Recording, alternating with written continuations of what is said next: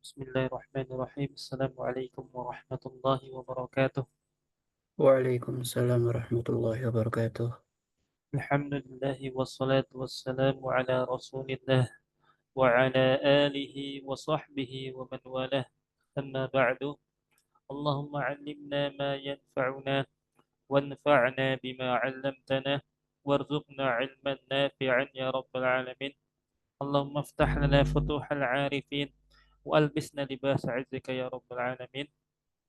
Alhamdulillah, segala puji bagi Allah Tuhan semesta alam yang telah memberikan segala nikmat kepada kita semua dan telah membuat kita menjadi seorang hamba yang senantiasa istiqomah. Amin ya rabbal alamin.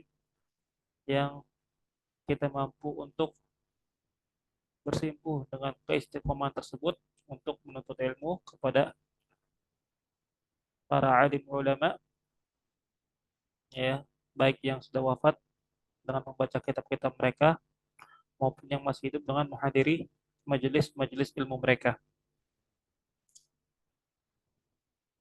Dan pada dars kali ini kita telah sampai kepada pertemuan yang ke-16, yang dimana kita telah sampai mengenai tentang sholat Jum'ah.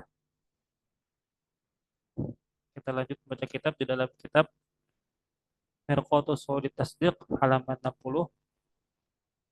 Qala al-musannif rahimahullah ta'ala wa fil jumu'ati fardu ainin alihim, dan pada Jumat, maksudnya di sini adalah sholatul Jum'ah. Wa fi sholatil Jum'ah, dan pada sholat Jumat fardu ainin, hukumnya fardu ainin, ya. Apanya yang hukumnya itu fardu ain? Yaitu jamaah. Jamaah dalam sholat Jumat itu hukumnya fardu ainin. Beda dengan sholat yang maktubah, sholat-sholat lima waktu yang wajib, maka jamaah pada sholat lima waktu yang wajib itu hukumnya fardu kifayah. Sebagaimana yang telah dijelaskan pada pertemuan hari Senin kemarin. Ya, selanjutnya beliau berkata, idza kanu arba'ina mukallafin, kalau mereka itu jumlahnya 40 40 orang mukallafin, dan termasuk ke dalam kategori mukallaf yang dibebani syariat, fi abniyatin, dan dilaksanakan di dalam bangunan. Baik. Nah, di sini Syekh Abdullah mengatakan bahwasannya di antara kewajiban yang Allah tetapkan kepada hambanya, terutama yang disebutkan syarat-syaratnya yang tadi, ya, di halaman sebelumnya mengenai sholat jamaah, yaitu bagi orang yang berjenis kelamin laki-laki, bagi orang yang berjenis kelamin laki-laki, kemudian dia merdeka, kemudian dia itu dalam keadaan yang sehat, dalam artian tidak sakit, kemudian eh, tidak dalam keadaan safar atau mukim, dan dia telah dalam keadaan balik, maka wajib baginya untuk melaksanakan sholat Jumat. Melaksanakan sholat Jumat. Dan kewajiban sholat Jumat ini berdasarkan dalil dari firman Allah Subhanahu wa taala di dalam Al-Qur'an, bahwasanya Allah Subhanahu wa taala berfirman, "Ya ayyuhalladzina amanu idza nudiya lis-salati min yaumil jumu'ah fas'au ila dzikrillahi wa dzarul bai'. Dzalikum khairul lakum in kuntum ta'lamun." Wahai orang-orang yang beriman, apabila diseru untuk sholat pada hari Jumat, maka hendaklah kalian bersegera untuk berzikir kepada Allah. Ya, maksudnya melaksanakan sholat Jumat dan meninggalkan perdagangan, perniagaan. Yang demikian itu lebih baik bagi kalian jikalau kalian mengetahuinya.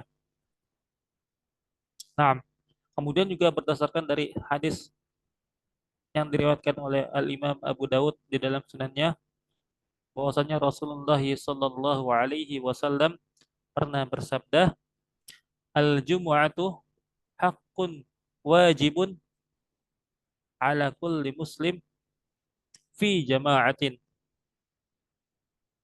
Salat Jumat itu adalah suatu hak dan kewajiban bagi setiap muslim dan dalam keadaan berjamaah, illa arba'ah, kecuali 4 orang yang tidak termasuk ke dalam golongan orang-orang yang wajib untuk sholat Jumat. Tidak wajib bagi mereka untuk melaksanakan sholat Jumat. Yaitu yang pertama adalah abdun mamluk, yaitu hamba sahaya yang mamluk, ya, yang dimiliki oleh tuannya. Kemudian yang kedua adalah wamro'atun, ya, dan juga perempuan. Kemudian yang ketiga wasobi, dan juga anak kecil yang belum balik. Dan yang keempat yaitu wal marid, dan juga orang yang sakit. Jadi 4 golongan ini dia atau mereka tidak diwajibkan atasnya sholat Jumat berjamaah, ya, di dalam masjid.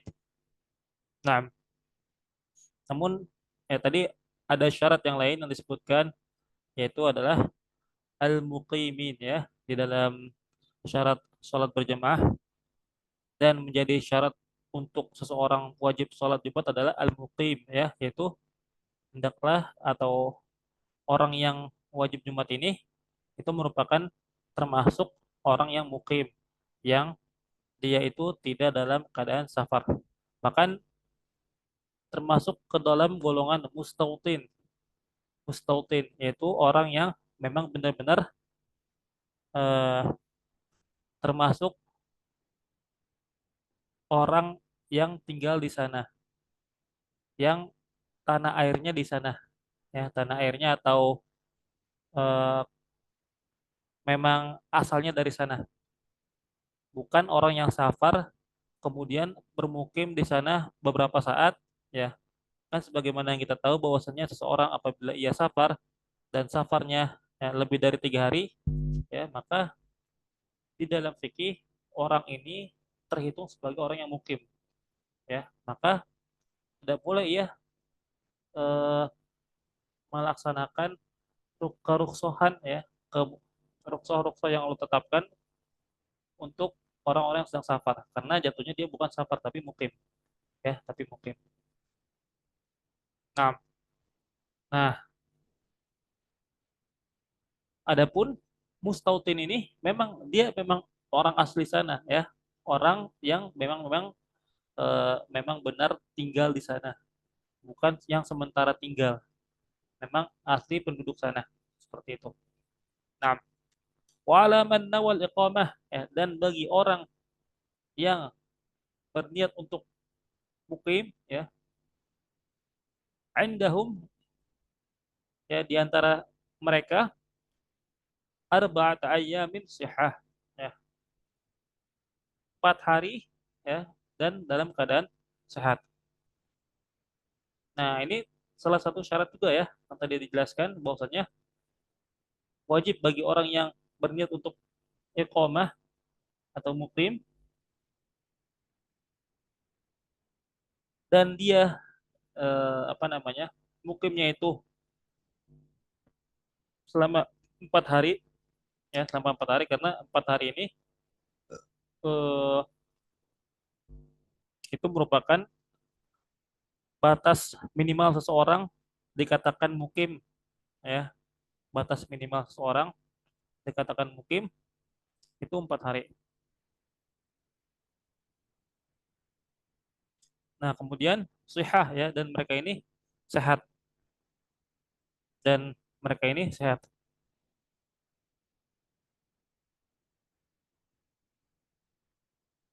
Nah, ya, mereka juga wajib untuk melaksanakan sholat Jumat. Wa ala man balaghahu nida'u sayyidin min tarafin, ya, min tarafin yalihi min baladiha, dan juga bagi orang-orang yang sampai kepadanya nida atau seruan atau adzan, ya, orang yang apa namanya, orang yang mengumandangkan azan dengan suara yang lantang dari orang yang tinggal, ya, di pinggiran, ya, di antara pinggiran negeri yang melaksanakan sholat Jumat, ya. Jadi di zaman dahulu, ya, tidak seperti zaman sekarang yang dimana masjid itu berjamur, masjid itu berjamur, apa, bukan berjamur, menjamur, ya, maksudnya banyak menjamur di setiap negeri, bahkan di setiap daerah, bahkan di setiap desa itu banyak masjid yang dibangun dan dilaksanakan sholat Jumat padanya. Namun di zaman dulu masjid itu sangat susah untuk ditemui. Saking sedikitnya, maka setiap wilayah atau daerah atau setiap Korea, ya, daerah wilayah itu masing-masing memiliki satu masjid yang dilaksanakan padanya sholat Jumat,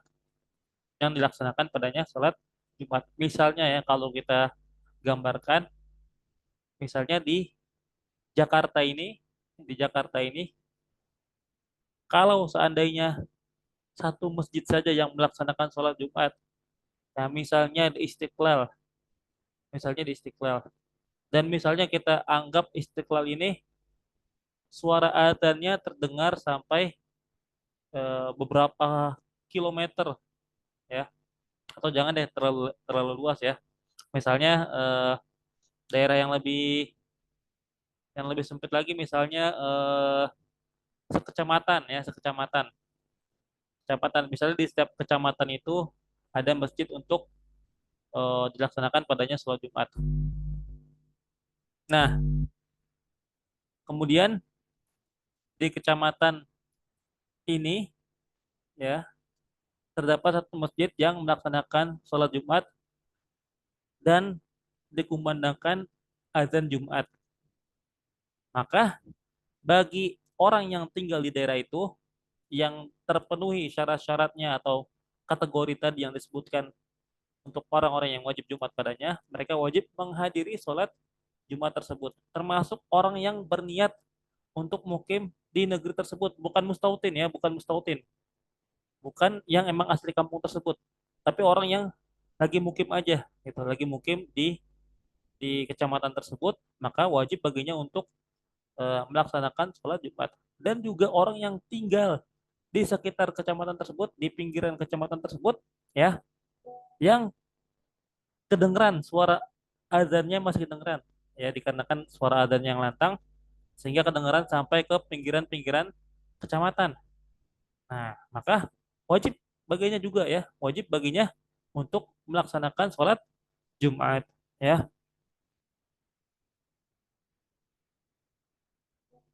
Maka wajib baginya, ya, juga untuk melaksanakan sholat Jumat.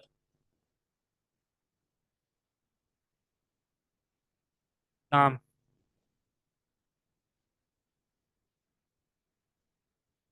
yang masih berdekatan atau bersebelahan dengan kecamatan tersebut, ya, yang masih berbatasan dengan kecamatan tersebut, maka wajib baginya juga untuk melaksanakan sholat Jumat. Nah, nah, mungkin dalam kasus ini kita tidak dapat menemuinya di zaman sekarang dikarenakan banyaknya masjid yang telah dibangun, ya, pada saat ini, dan alhamdulillah kita bersyukur kepada Allah Subhanahu wa taala, kita dipermudah oleh Allah untuk melaksanakan sholat Jumat. Tidak perlu jauh-jauh untuk pergi ke satu masjid, berbondong-bondong kita, ya, untuk mendatangi masjid tersebut dikarenakan sulitnya masjid. Namun di zaman sekarang telah banyak dibangunnya masjid dan mempermudah kita untuk melaksanakan sholat Jumat secara berjamaah.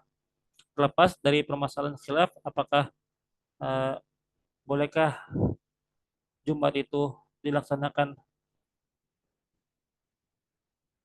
lebih dari satu masjid yang melaksanakannya atau tidak. Nah, kemudian wa syartuha, dan syarat ya salat Jumat ini adalah waktu zuhri, yaitu waktu salat zuhur ya, yaitu dilaksanakan pada waktu salat zuhur. Nah, oleh karena itu maka tidak boleh salat Jumat ini dilaksanakan sebelum waktu zuhur telah tiba. Yang dimana kita telah belajar bahwasanya waktu zuhur itu dimulai ketika matahari ya tergelincir ya di apa namanya, ketika matahari tergelincir, maka itu telah masuk waktu sholat zuhur, yang dimana itu juga termasuk waktu sholat Jumat. Kemudian syarat yang kedua adalah khutbatani, dan juga adanya dua khutbah qablaha, sebelum sholat Jumat. Nah, ini juga merupakan syarat untuk sholat Jumat, adanya dua khutbah sebelum dilaksanakannya sholat Jumat. Wa khutbatani qablaha fihi yasma'uhuma al-arba'un. Ya, dan dua khutbah ya, sebelum sholat Jumat ya, di dalam eh, waktu tadi ya, waktu sholat zuhur, yang dimana khutbah tersebut, kedua khutbah tersebut didengar oleh 40 orang yang wajib Jumat tadi. Ya, didengar oleh 40 orang yang wajib Jumat tadi ya.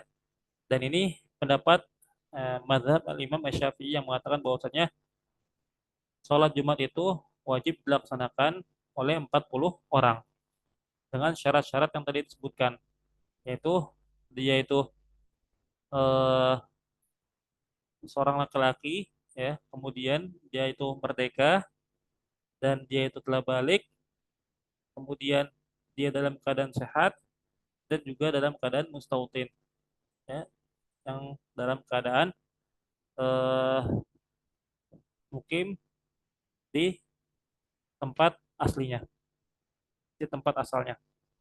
Nah, ya. Dan dua khutbah ini memiliki beberapa ketentuan-ketentuan. Bukan kita hanya sekedar khutbah saja, tapi memiliki ketentuan yang dimana khutbah ini, dua khutbah tadi itu dilaksanakan yang pertama sebelum sholat Jumat itu dimulai, bukan setelah sholat Jumat. Nah, kemudian eh, dua khutbah ini harus berisi eh, tahmid, tahmid ya kepada Allah ya. Kemudian harus kemudian ada sholawat kepada Rasulullah. Kemudian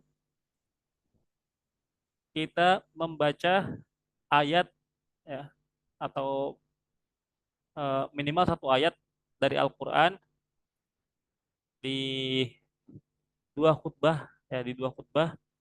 Dan kita juga mewasiatkan takwa kepada kaum muslimin yang hadir pada dua khutbah tersebut. Dan juga yang terakhir, kita mengkhususkan doa untuk kaum muslimin di salah satu dua khutbah tersebut. Nah, itu merupakan rukun khutbah di dalam sholat Jumat, yang dimana kalau seseorang yang sedang berkhutbah menjadi khotib, dia tidak mendatangkan salah satu rukun yang disebutkan tadi, maka ditakutkan, dikhawatirkan sholat Jumatnya tidak sah. Dikhawatirkan sholat Jumatnya tidak sah. Nah, kemudian wa an tusalla jama'atan bihim. Ya, dan hendaknya dan apa namanya, wajib sholat Jumat itu dilaksanakan secara berjamaah. Ya, syarat yang ketiga ini adalah sholat Jumat itu wajib ya dilaksanakan secara berjamaah dengan 40 orang tadi, dengan 40 orang tadi, ya 40 orang yang wajib Jumat.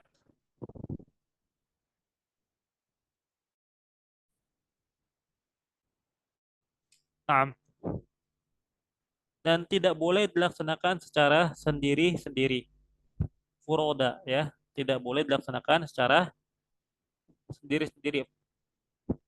Maka barang siapa yang melaksanakan sholat Jumat tidak dilaksanakan secara berjamaah, maka sudah bisa dipastikan sholat Jumatnya tidak sah. Karena tadi ya berdasarkan sabda Rasulullah bahwasanya al-jumu'atu haqqun wajibun ala kulli muslim fi jamaah. Sholat Jumat itu kewajiban bagi setiap muslim ya fi jamaah, di atau dalam keadaan berjamaah, dilaksanakan secara berjamaah. Nah, selanjutnya wa an la tuqarinaha ukhra bi baladiha, dan tidak boleh ada Jumat lainnya ya, tidak boleh menyertainya sholat Jumat yang lain di baladia, di negerinya, di negerinya. Nah, nah ini ya yang permasalahan yang tadi saya sebutkan, apabila terdapat banyak masjid di dalam suatu balad, suatu negeri, dan kemudian dilaksanakan sholat Jumat pada beberapa masjid di balad tersebut. Jadi negeri tersebut ya atau balad tersebut terdapat beberapa masjid yang melaksanakan sholat Jumat. Nah, bagaimana hukumnya? Atau masalah ini dikenal dengan eh, ta'addudul Jumat ya. Apabila sholat Jumat ini memiliki eh, memiliki pelaksanaan yang dilaksanakan lebih dari satu kali. Nah, bagaimana hukumnya? Nah, dalam mazhab al-Imam Syafi'i secara resmi bahwasanya sholat jamaah atau sholat Jum'ah ya, sholat Jum'ah yang dilaksanakan lebih dari sekali ya atau berbarengan ya dengan Jumat yang lainnya tidak boleh dilaksanakan lebih dari satu Jumat. Jadi hanya boleh satu Jumat dalam satu negeri. Tidak boleh diadakan atau dilaksanakan lebih dari satu sholat Jumat. Nah,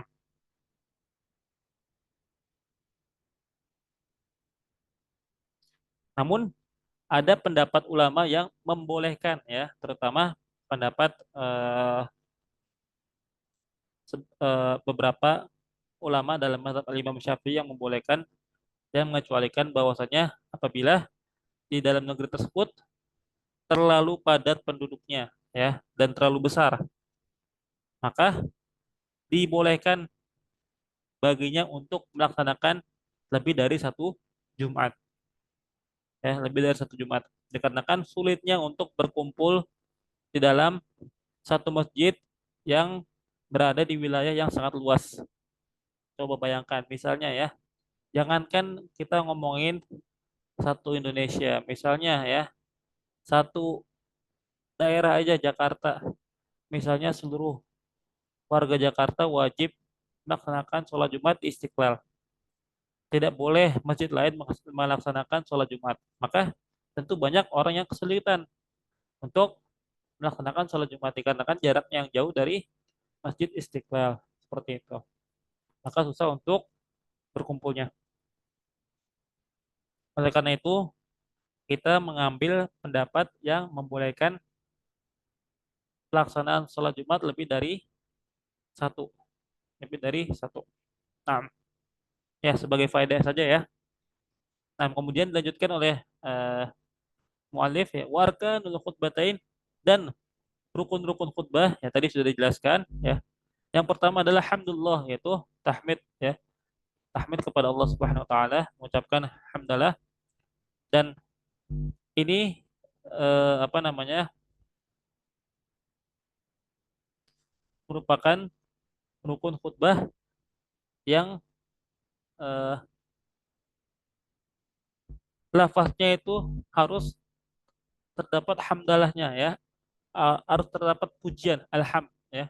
Misalnya kayak innal hamdalillah nahmaduhu wa nasta'inuhu wa nastaghfiruh itu misalnya. Atau misalnya alhamdulillahirabbil alamin wa bihi nasta'in ala umuri dunya waddin. Nah, kalau kita perhatikan pembukaan-pembukaan atau mukaddimah-mukaddimah yang disampaikan oleh khatib di mimbar Jumat itu pasti itu diawali dengan mukaddimah yang ada tahmidnya ya, ada pujian kepada Allah Subhanahu wa taala dengan lafaz hamdalah ya, dengan lafaz alhamdulillah atau ahmaduhu subhanahu wa taala ya, dengan lafaz hamidah ya, hamdun, hamidah yahmadu. Bukan dengan lafaz misalnya kayak eh, kita cukupkan dengan lafaz terjemahan segala puji bagi Allah Tuhan semesta alam. Nah, maka itu tidak boleh. Ya, tidak boleh kita khutbah dan mengganti rukun khutbah hamdulillah ini ya dengan bahasa Indonesia yang tidak ada lafaz hamdullahnya. Karena ta'ayyanat ya, lafaznya udah ta'ayyanat. Nah, nah, begitu juga dengan wassalatu ala nabi dan juga salawat kepada Nabi Muhammad SAW ya. Itu juga merupakan rukun khutbah ya. Wassalatu wassalamu ala sayyidil mursalin ya Nabi Muhammad ya, dan lain sebagainya. Dengan bentuk salawat-salawat yang banyak yang kita pelajari baik itu salawat Ibrahimiyah maupun salawat yang lainnya. Kemudian yang ketiga wal wasiyatu bittaqwa fihima dan wasiat ya wasiat kepada kaum muslimin untuk bertakwa kepada Allah Subhanahu wa taala fihima di kedua khutbah tersebut. Ya, tadi sudah saya sebutkan bahwasanya wajib bagi seorang khatib itu menyampaikan wasiat ketakwaan. Ya, baik wasiatnya itu misalnya hmm, dengan menggunakan lafaz uh, ibadallah usikum wa nafsi bitaqwallah faqad fazal muttaqun.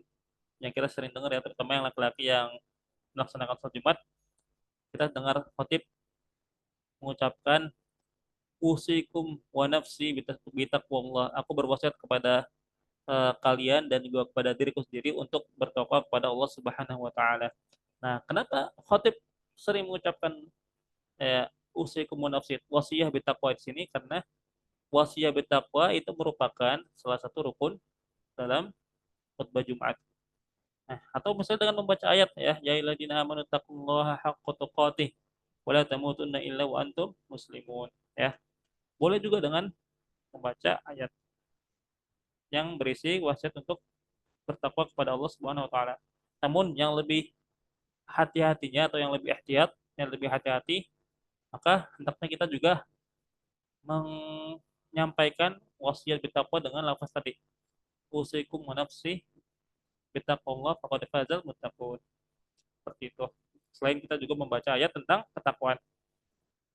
Nah, ya, selanjutnya yang termasuk dalam rukun khutbah adalah wa ayatun mafhumatun fi ihdahuma dan kita membaca ya satu ayat yang minimal itu satu ayat di antara dua khutbah tadi ya, baik yang khutbah yang pertama maupun yang kedua, minimal ada satu ayat Quran yang dibaca, minimal ada satu ayat Quran yang dibaca dan itu harus mafhumah, harus jelas ya, bukan cuman potongan yang tidak sempurna. Misalnya ya dia menukil ayat ya, contohnya surat An-Nas, eh, qul a'udzu ya, dia cuma mengatakan qul a'udzu, tidak melanjutkan secara sempurna, maka tidak sah ya kalau hanya menukil sebagian kecil potongan ayat yang tidak bisa dipahami maknanya secara sepenuhnya. Nah, maka kita harus menukil ayat dari Al-Quran dengan nukilan yang sempurna, ya, dengan ayat yang dapat dipahami oleh kita maknanya. Nah, itu merupakan juga bagian dari rukun khutbah.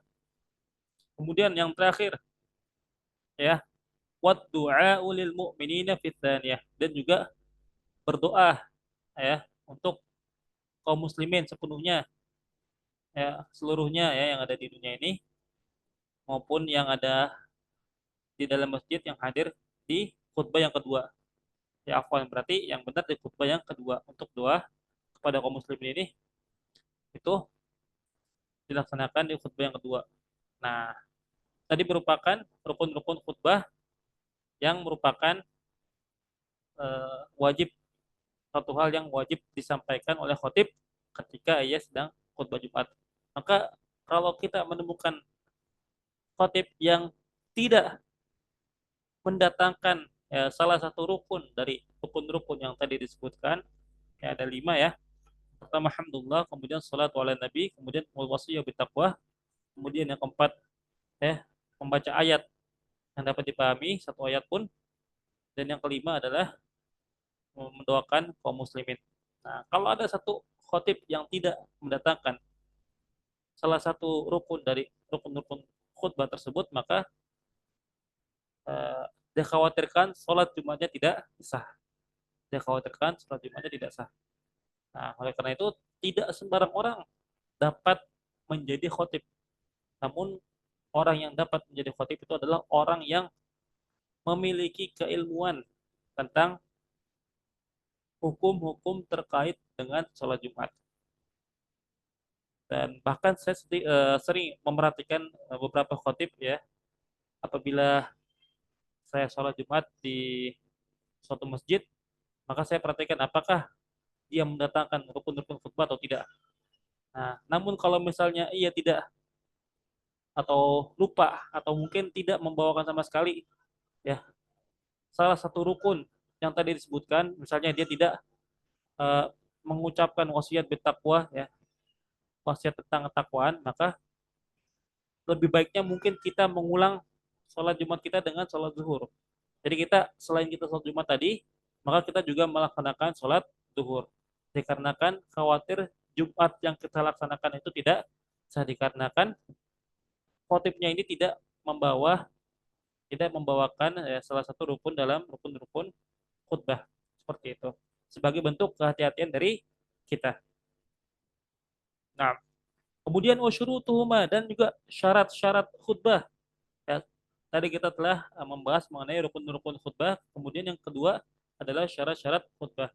At-taharatu 'anil hadatsain, ya. Wajib bagi seseorang yang ingin berkhutbah untuk sholat Jumat untuk suci dari dua hadas, yaitu hadas kecil dan hadas besar. Maka kalau khotib berhadas ketika ia khutbah, hendaknya dia berwudu kembali.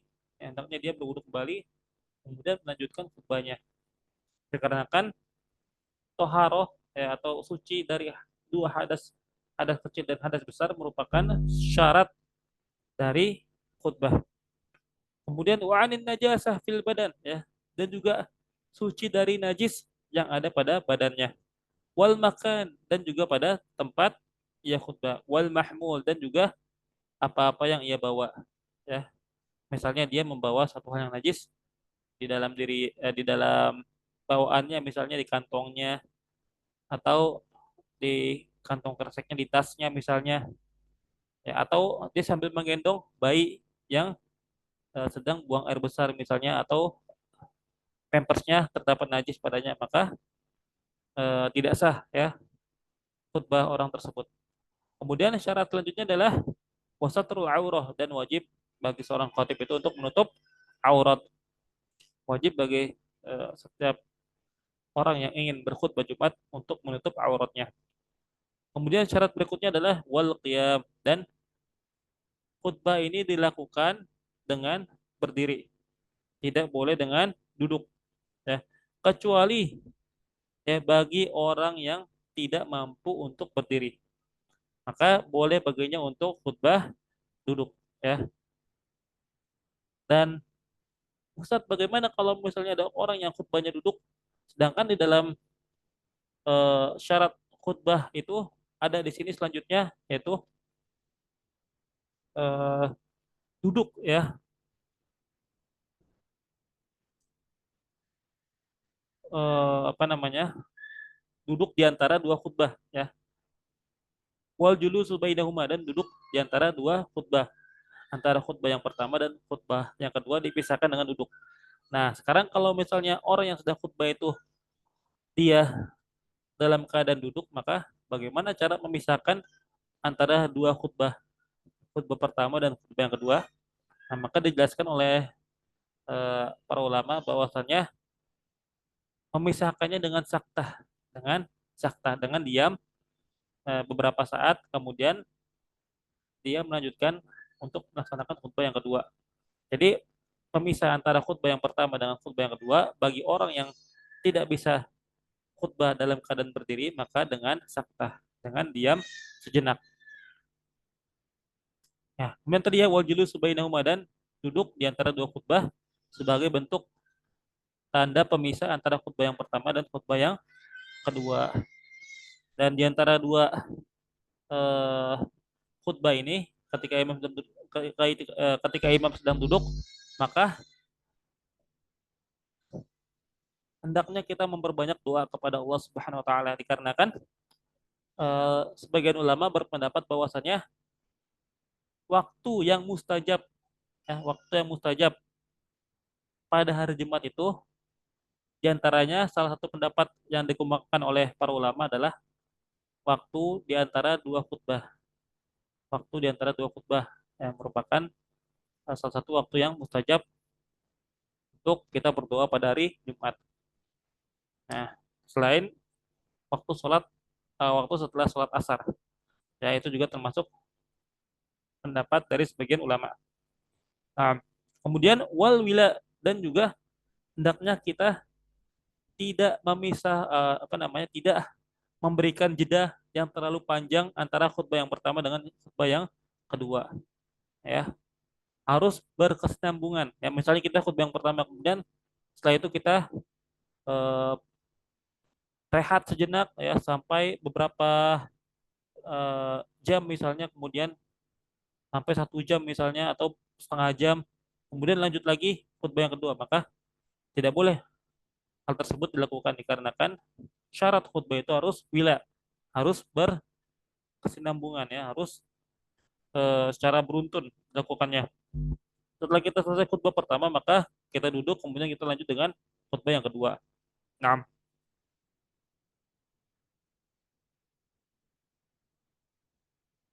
bahkan ulama itu telah menentukan batas minimal ya, batas minimal yang eh, menjadikan pemisah antara dua khutbah itu terlalu panjang ya, terlalu panjang sehingga kehilangan syarat wila ya, syarat syarat eh, ber- berkelanjutan atau berkesinambungan antara khutbah yang pertama dengan khutbah yang kedua adalah dengan seseorang itu sholat 2 rakaat. Maka kalau kita memberikan jeda seperti seperti seorang yang melaksanakan sholat 2 rakaat, ya tentunya sholat yang mu'tadilah ya, sholat yang tidak terlalu cepat dan tidak terlalu lambat. Nah, maka itu termasuk dalam jeda yang panjang. Maka termasuk dalam jeda yang panjang. Maka kalau ada jeda sepanjang itu, sebanyak seorang melaksanakan sholat 2 rakaat, maka khutbahnya tidak sah. Dikarenakan hilangnya syarat wila dalam khutbah. Kemudian wabainahuma wabainah sholah, dan di antara khutbah dan juga sholat. Jadi tidak boleh ada jeda antara khutbah dan sholat. Setelah kita selesai dari khutbah kedua, maka langsung kita iqamahkan sholat, kemudian kita melaksanakan sholat Jumat secara berjamaah. Tidak boleh ada jeda ya yang memisahkan, ya jeda yang terlalu lama tentunya, yang memisahkan antara khutbah dan sholat Jumat. Kemudian wa an yakuna bil arabiyyah, dan hendaknya dua khutbah tersebut dengan menggunakan bahasa Arab. Nah, nah, sini menjadi problem ya di masyarakat selain orang Arab, yang dimana di dalam madhab al-Imam Syafi'i, khutbah itu sebenarnya pendapat yang mu'tamad, yang resmi, yang kuat dari madhab al-Imam Syafi'i adalah menggunakan bahasa Arab. Tidak boleh menggunakan bahasa selain bahasa Arab. Nah, itu pendapat resminya. Namun ada beberapa pendapat yang eh, dikemukakan oleh sebagian ulama, walaupun pendapatnya lemah, namun dari segi maslahat untuk kaum muslimin itu lebih besar. Dikarenakan dengan kita khutbah menggunakan bahasa Arab, mungkin pesan-pesan yang disampaikan oleh khotib itu tidak sampai, tidak tersalurkan kepada para pendengar, ya, para hadirin yang melaksanakan sholat Jumat. Bahkan mungkin mereka tidak mendapat sedikit pun manfaat dari sholat Jumat yang dilakukan. Dikarenakan di antara hikmah disyariatkannya sholat Jumat adalah sebagai bentuk pengingat bagi kaum muslimin. Ya, minimal walaupun seseorang itu tidak pernah menghadiri, ya, tidak pernah menghadiri majelis ilmu, minimal ya, dia menghadiri sholat Jumat yang di dalamnya terdapat tausiah, ya, khutbah tentang agama Islam, tentang ilmu. Ya, minimal ada waktu di mana seorang hamba itu mendapatkan siraman rohani, ya, mendapatkan uh, siraman ilmu dari seseorang yang berilmu seminggu sekali, yaitu pada hari Jumat. Oleh karena itu, di Indonesia ini, walaupun mayoritas mazhab yang dianut adalah mazhab al-Imam Syafi'i, namun dalam kasus ini, ya, salat Jumat dengan bahasa Arab atau khutbah Jumat dengan bahasa Arab ini, kita lebih memilih pendapat ulama yang lain, ya, dikarenakan lebih besar maslahatnya untuk kaum muslimin yang ada di Indonesia. Karena banyak orang-orang Indonesia yang belum bisa bahasa Arab. Kalau misalnya khutbah disampaikan dengan bahasa Arab, maka pesan yang ada di dalam khutbah itu, pesan yang ada dalam khutbah tidak tersampaikan dengan baik. Oleh karena itu, eh, diperbolehkan bagi seorang khatib untuk berkhutbah dengan menggunakan bahasa selain bahasa Arab dengan mengikuti pendapat ulama yang lain. Nah,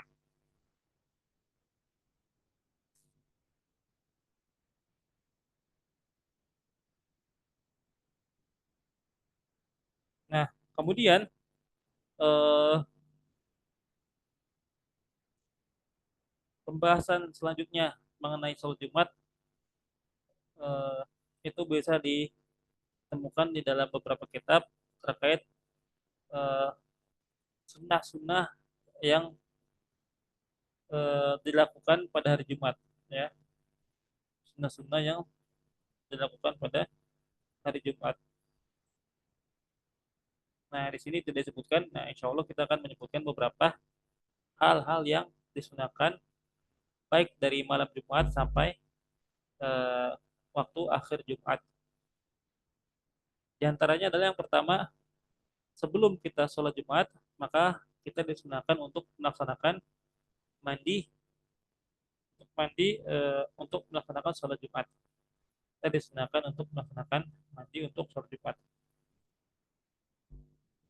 Dan mandi ini hanya bisa dilaksanakan, terhitung sebagai uh, sunnahnya mandi untuk sholat Jumat itu setelah kita lakukan setelah waktu sholat subuh.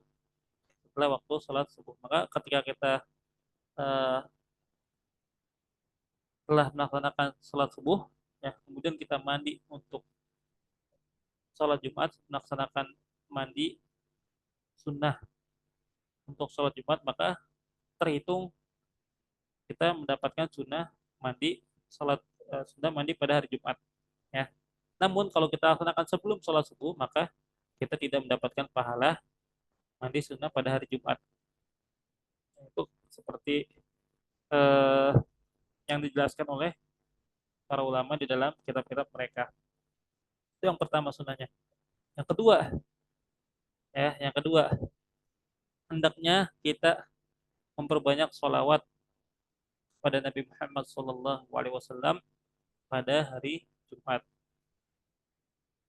Nah, ini berdasarkan hadis yang diriwayatkan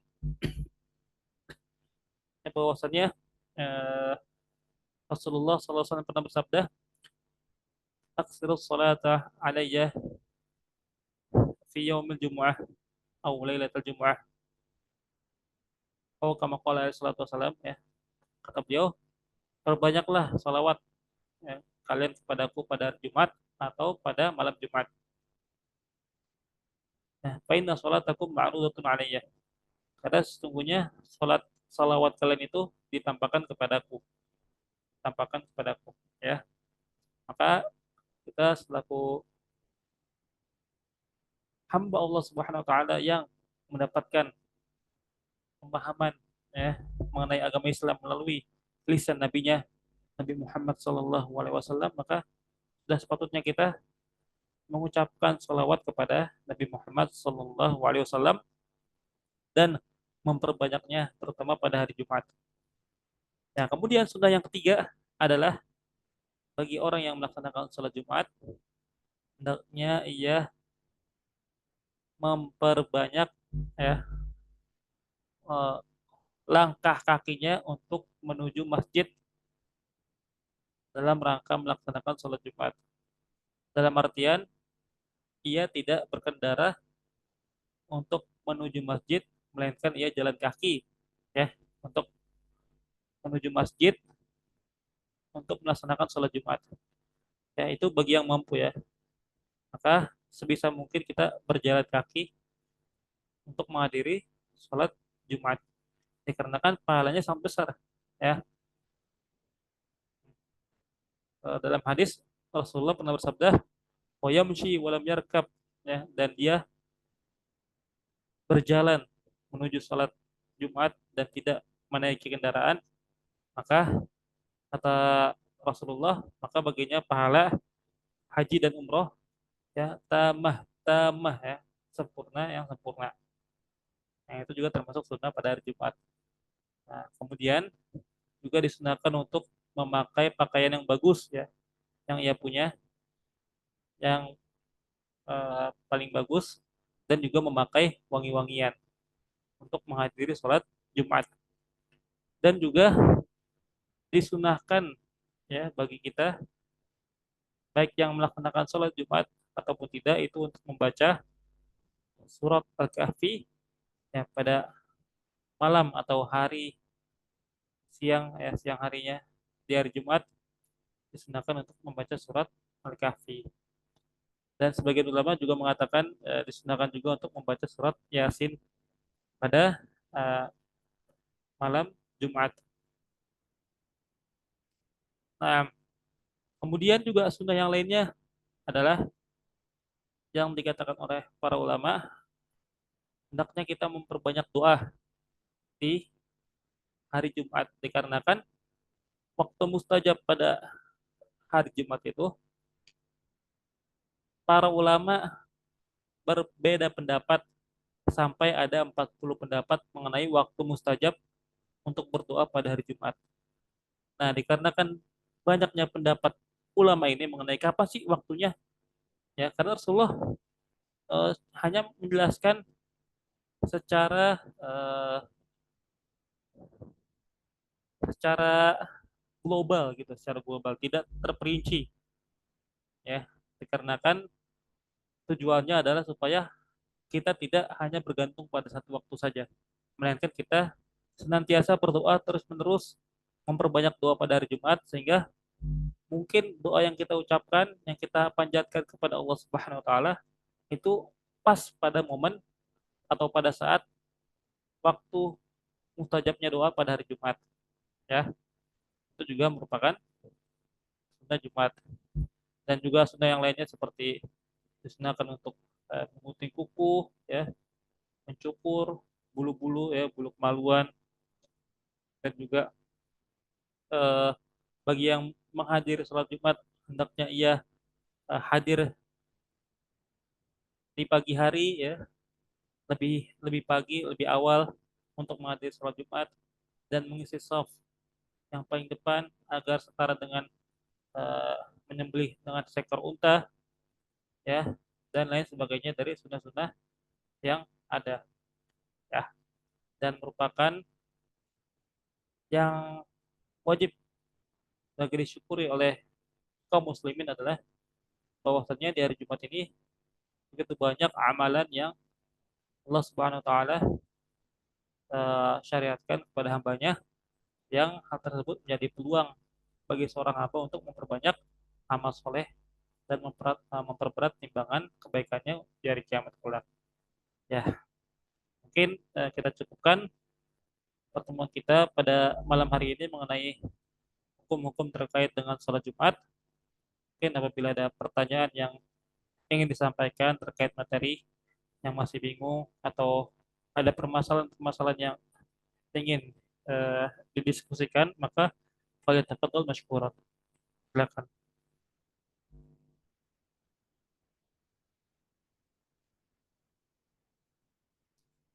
Assalamualaikum Ustaz. Waalaikumsalam. Ya, silakan Bu.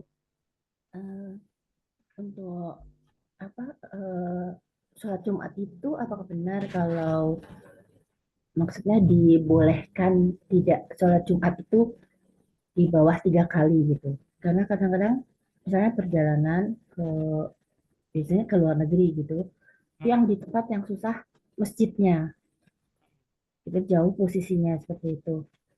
Nah itu apakah betul ada batas sampai 3 kali baru nggak boleh begitu?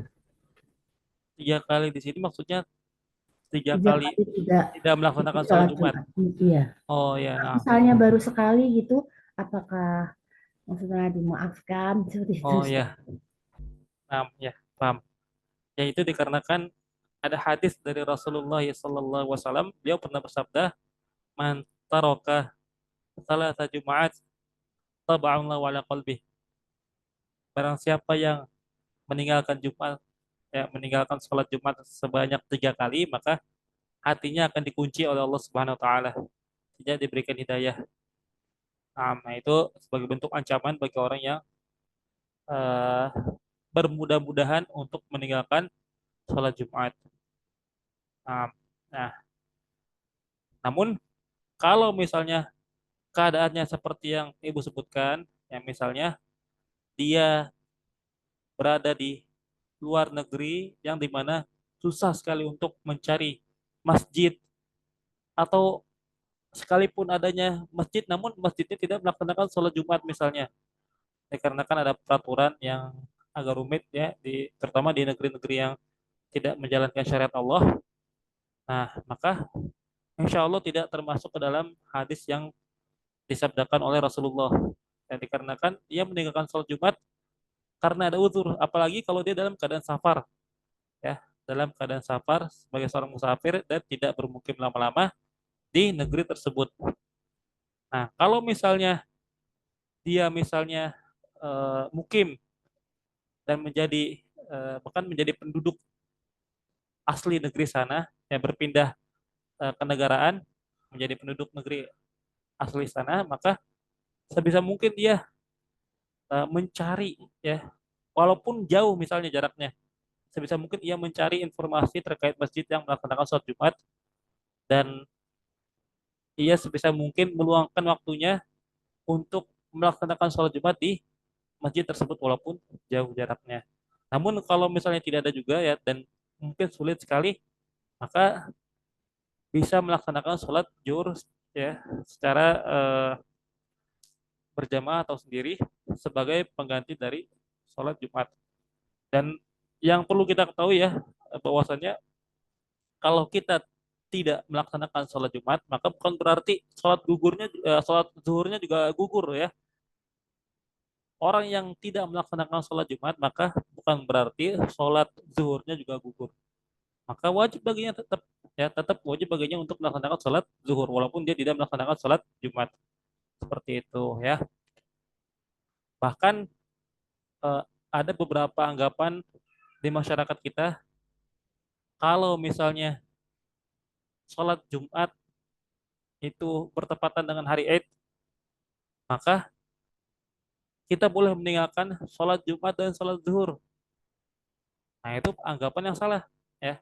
Memang dalam hadis ada, ya, terkait mengenai bolehnya tidak Jumatan apabila hari Jumat itu bertepatan dengan hari raya Id. Namun bukan berarti tidak wajib untuk sholat zuhur. Sholat zuhur tetap wajib sampai kapanpun. Ya bahkan sholat zuhur ini ya memang hukum asalnya. Ya hukum asalnya kita tuh hari Jumat itu melaksanakan sholat zuhur. Kecuali bagi yang laki-laki tadi disebutkan. Syarat-syaratnya laki-laki yang mukim, yang sehat, maka dia melaksanakan sholat Jumat. Namun kalau ada uzur misalnya sakit laki-lakinya, maka dia melaksanakan sholat zuhur, bukan sholat Jumat. Atau misalnya dalam keadaan safar, kembali lagi ya ke hukum asal, melaksanakan sholat zuhur, bukan sholat Jumat. Seperti itu ya. Jadi untuk batasan seperti itu hanya seperti ancaman ya, ancaman. Ya, itu juga tidak berarti eh, jikalau seseorang itu meninggalkannya karena uzur, maka terancam dengan hal tersebut ya. Itu berlaku untuk orang yang meninggalkan sholat Jumat tanpa adanya uzur. Ya, kalau misalnya orang sakit ya, sakit eh, sampai mungkin berbulan-bulan, ya, mungkin udah bukan 3 Jumatan lagi yang ditinggalkan, melainkan lebih. Nah, maka dimaafkan ya. Begitu juga dengan orang yang mungkin tinggal di negeri yang kafir gitu. Ya, insya Allah dimaafkan dan dia senantiasa menggantinya dengan sholat zuhur dan berharap ampunan Allah Subhanahu Wa Taala seperti itu. Ya, insya Allah jelas ya. Jazakallah khairan, Ustaz. Ya, wajazakumullah Ustaz, khairan. sama kalau yang perempuan itu kalau sholat Jumat boleh ikut dan apakah masih melaksanakan sholat zuhur lagi? Ya. Nah, ini juga menjadi pembahasan di antara para ulama apabila perempuan misalnya dia ikut sholat Jumat bersama dengan laki-laki. Apakah sholat Jumatnya itu terhitung sholat dan tidak perlu menggantinya dengan sholat zuhur?